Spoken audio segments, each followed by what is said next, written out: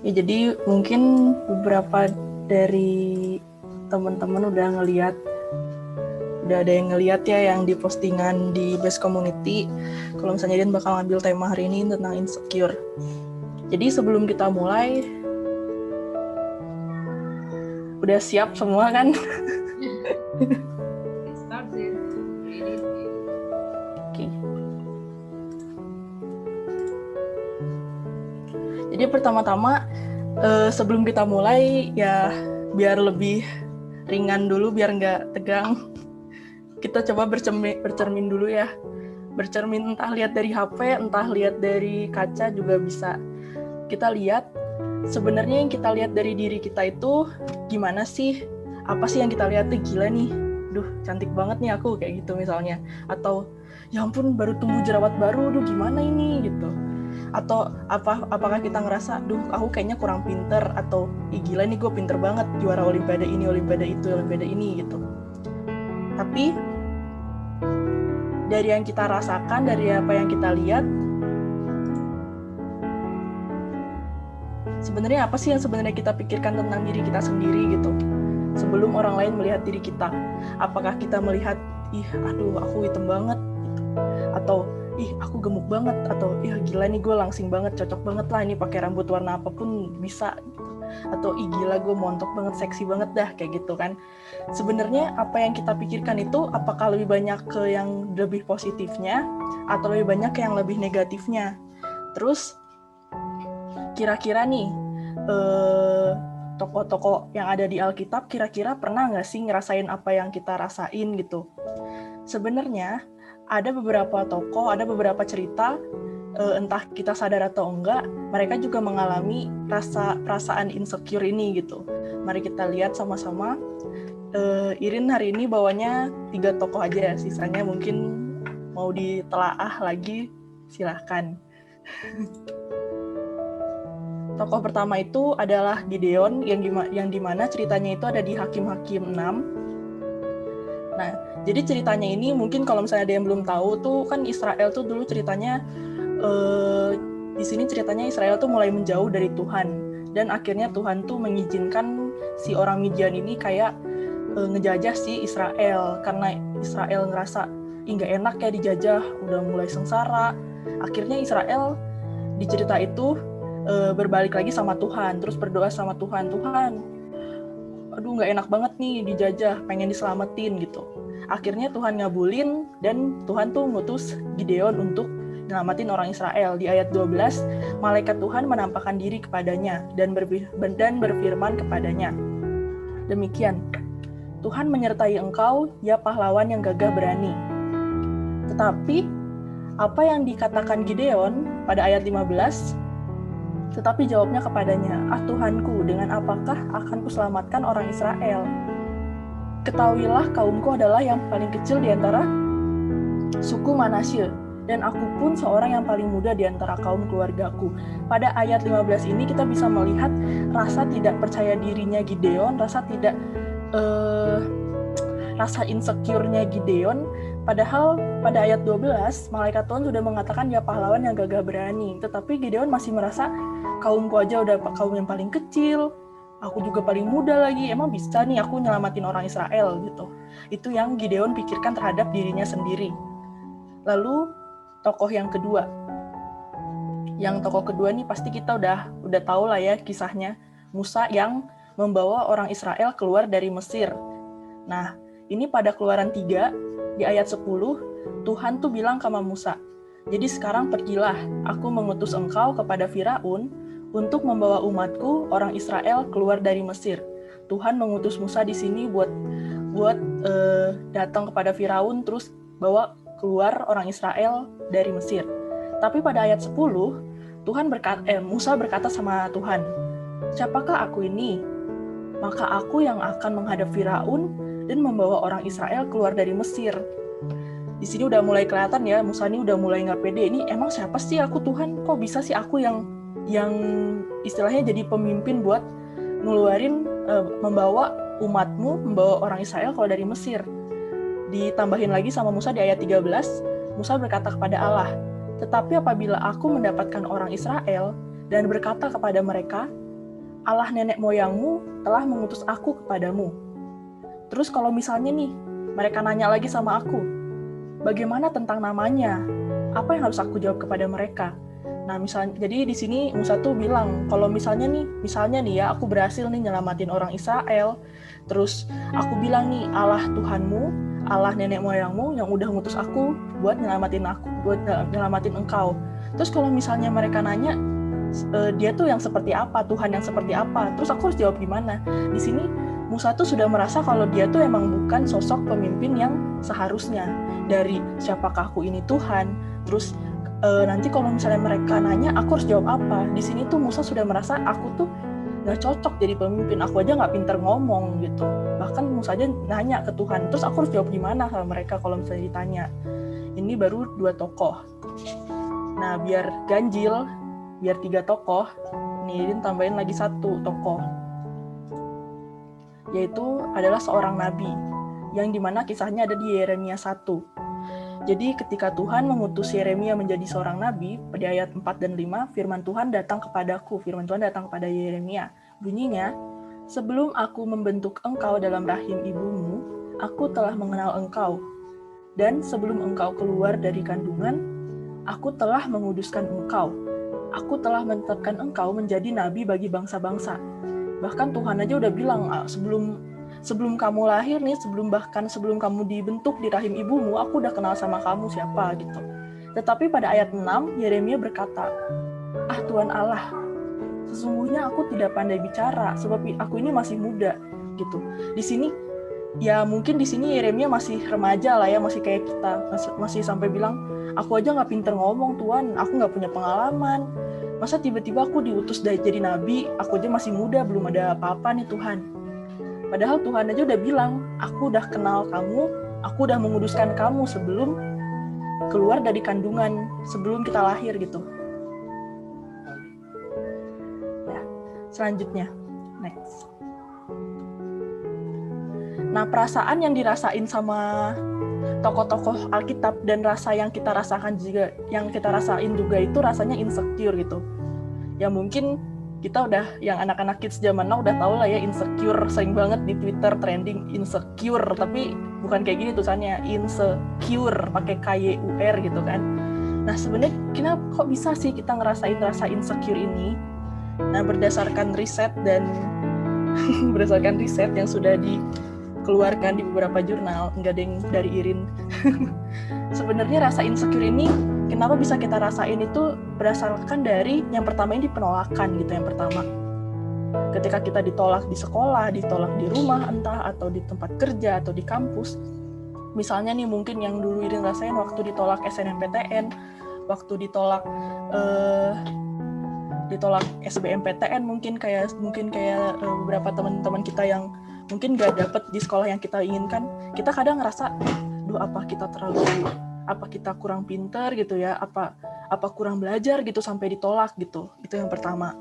Lalu yang kedua adalah ketika kita dikritik.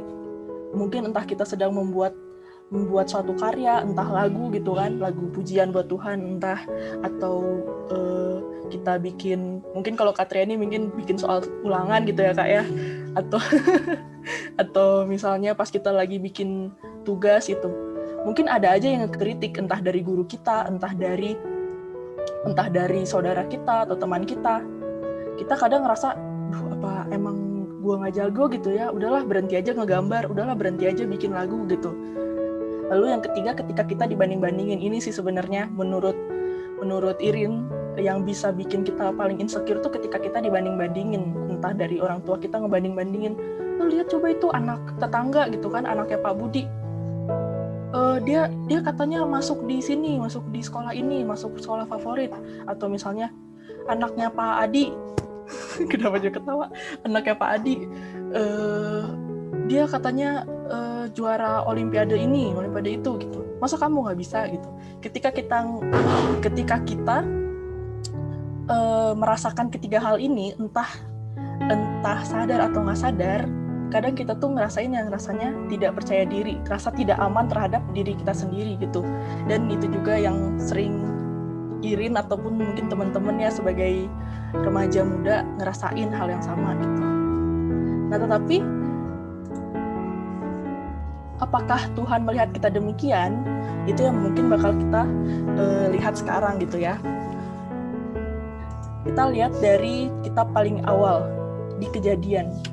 Kita ini diciptakan sama Tuhan itu dengan amat sangat baik. Di Kejadian 1 ayat 26. Mungkin tadi udah dipakai ayatnya sama Kak Teti. Jadi Irin pakai lagi gitu. Kejadian 1 ayat 26 sampai 28. Ketika Tuhan menciptakan manusia, atau misalnya nih Irin anggap dari semua kejadian, dari semua penciptaan maksudnya, dari semua penciptaan, hanya manusia aja yang spesial nih di ayat 26. Berfirmanlah Allah, baiklah kita menjadikan manusia menurut gambar dan rupa kita. Tuhan bilang, baiklah kita menjadikan manusia menurut gambar dan rupa kita. Udah beda banget kan, udah sesuai gambar sama rupanya Tuhan. Tetapi ketika Tuhan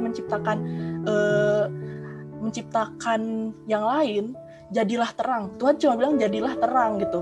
Tapi nggak sampai jadilah terang yang menurut gambarku atau menurut sesuai apa yang gimana-gimana. Tuhan tuh cuma berkata-kata gitu. Jadilah terang, jadilah bumi, jadilah tumbuhlah tumbuh-tumbuhan gitu.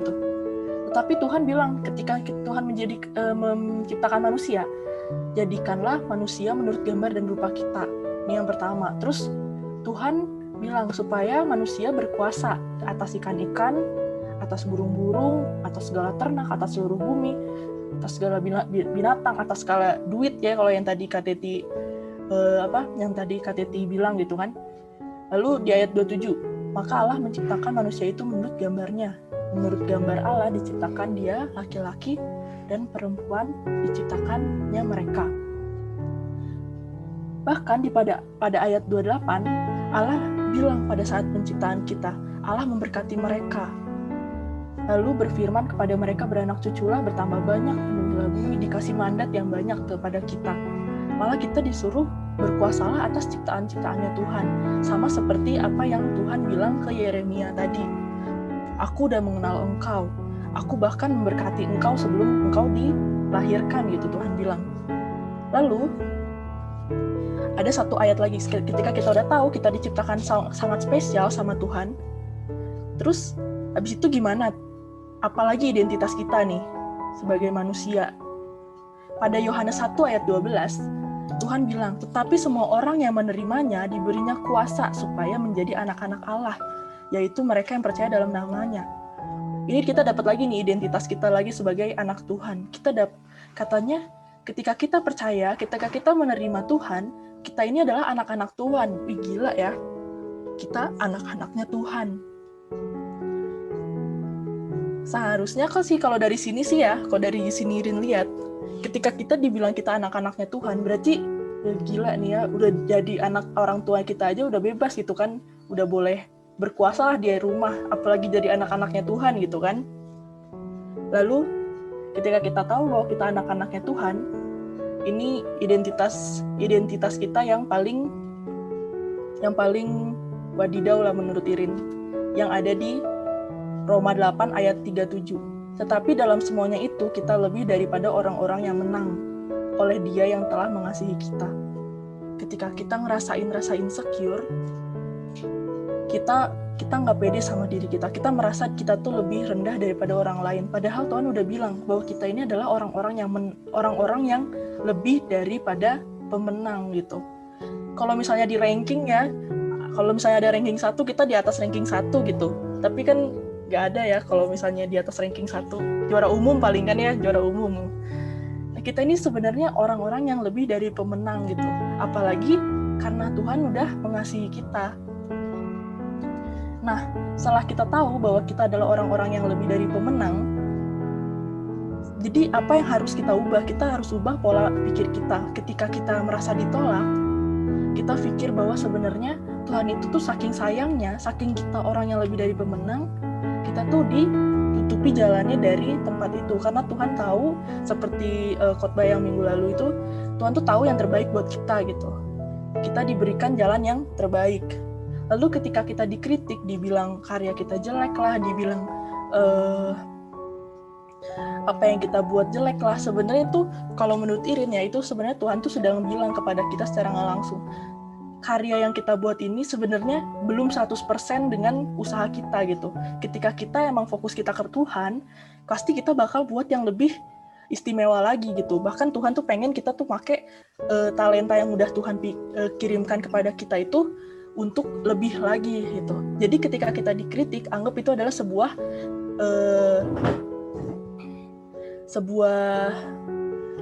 apa namanya? Kayak buat sebuah semangat, biar kita tuh semakin semangat untuk memperbaiki dan lebih baik lagi. Nah, terus kalau misalnya kita dibanding-bandingin, itu gimana dong? Apa yang harus kita rasakan? Sebenarnya ketika kita dibanding-bandingin, yang kita harus pikirkan adalah Tuhan itu mengirimkan kepada kita berkatnya masing-masing, talentanya masing-masing.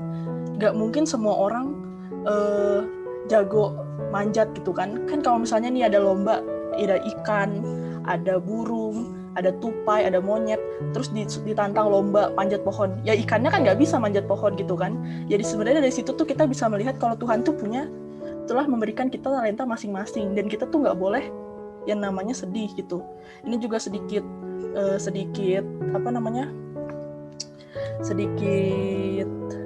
berkat ya daripada Irin. Mungkin dulu kan sering ngerasa, kayaknya jelek banget lah rasanya kalau pokoknya tuh ngerasa diri sendiri tuh jelek lah, entah dari fisik ataupun dari hal lain gitu. Tapi ketika tiba-tiba temennya Irin bilang ke Irin, gila gue pengen banget jadi lu Rin gitu, katanya lu tuh sumpah temen-temen lu akrab banget sama lu gitu, terus lu temen-temennya cowok semua digituin kan. Rasanya kalau misalnya ada sesuatu pasti dilindungin lah sama temen-temen lu, digituin kan sama temennya Irin yang cewek gitu. Terkadang tuh hal-hal baik, hal-hal menyenangkan yang kita punya, malah diri kita sendiri yang gak ngelihatnya gitu, tapi orang lain bisa ngelihat hal-hal baik, hal-hal yang menyenangkan gitu ya, yang katanya emang benar gitu, peribahasa yang katanya rumput tetangga tuh emang lebih hijau gitu. Kadang kita tuh nggak ngelihat kalau rumput kita tuh hijau, padahal rumput kita tuh diinginin sama orang lain gitu. Jadi ketika kita udah tahu, kita sekarang fokus kita ubah jadi fokus ke Tuhan gitu. Karena apa? Tuhan yang udah menciptakan kita, Tuhan yang udah memberkati kita. Sekarang fokus kita dari fokus yang jelek terhadap diri sendiri, kita fokus kita ke Tuhan. Sehingga pada Efesus 2 ayat 10, karena kita ini buatan Allah, diciptakan dalam Kristus Yesus untuk melakukan pekerjaan baik yang sudah dipersiapkan sama Tuhan sebelumnya, yang sudah dipersiapkan Allah sebelumnya. Ia mau supaya kita hidup di dalamnya. Ketika kita fokus kita di dalam Tuhan, di dalam pekerjaan baik yang Tuhan pikir, yang Tuhan siapkan, kita harus percaya bahwa segala pekerjaan baik Tuhan itu bisa membuat fokus kita terhadap diri kita yang jelek itu hilang gitu. Bahkan karena kita melakukan pekerjaan baik yang fokus kita terhadap Tuhan, kita tuh bisa melihat, ternyata kalau misalnya kita di dalam Tuhan, ternyata diri kita nggak jelek ya. Ternyata memang Tuhan tuh emang bener-bener memberkati hidup kita. Tuhan udah menyelamatkan, udah memilih, menyertai, bahkan Tuhan tuh udah memimpin jalan kita gitu. Sehingga kita bisa lebih bersyukur terhadap diri kita, tidak insecure lagi terhadap diri kita. Dan ketika kita ditolak, ketika kita dikritik, ketika kita dibanding-bandingin, kita percaya bahwa kita itu sudah jalannya Tuhan, dan kita akan mendapatkan yang lebih baik. Karena apa? Kita orang-orang yang lebih dari pemenang. Ya, jadi mungkin sekian dari firman yang Irin yang Irin beritakan. Maaf kalau misalnya mungkin bentar ya. Tapi Irin percaya semoga bisa menjadi berkat buat kita semua.